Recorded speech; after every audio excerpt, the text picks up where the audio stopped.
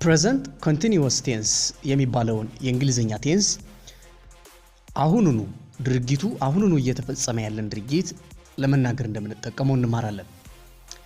ግን present continuous tense በአማርኛም አለ። ለምሳሌ እየተጫወትኩ ነው፣ እየሄድኩ ነው፣ እየበላሁ ነው፣ እየታጠብኩ ነው ስንል ይህ present continuous tense ነው at the time of speaking። ይህንን ወደ እንግሊዘኛ ቋንቋ ቀይረን ስንናገር I am eating እየበላሁ ነው፣ I am washing እየታጠብኩ ነው፣ I am going እየሄድኩ ነው፣ I am walking እየተጓዝኩ ነው።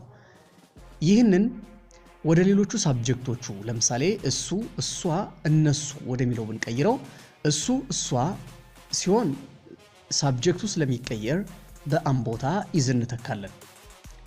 እነሱ፣ እኛ በሚሆን ጊዜ ደግሞ በአምና በኢዝ ቦታ ምትክ አር እንጠቀማለን።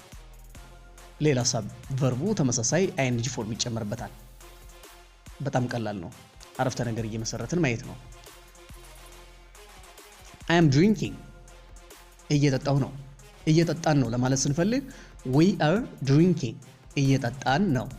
እየሄድን ነው ለማለት ስንፈልግ we are going። እሷ እየሄደች ነው ለማለት ስንፈልግ ደግሞ she's going። እሱ እየመጣ ነው ለማለት ስንፈልግ he's coming። ስለዚህ subject plus helping verb to be is am are ማለት ነው። ከዛ verb ing ፎርም ይመጣል። ከዛ በኋላ time adverb እንጠቀማለን። አሁን እየበላሁ ነው ለማለት ስንፈልግ ደግሞ subjectቱን ሰንተንሱን more complex ለማድረግ ስንፈልግ አሁን እየበላሁ ነው ለማለት ስንፈልግ I am eating now አሁን እየበላሁ ነው።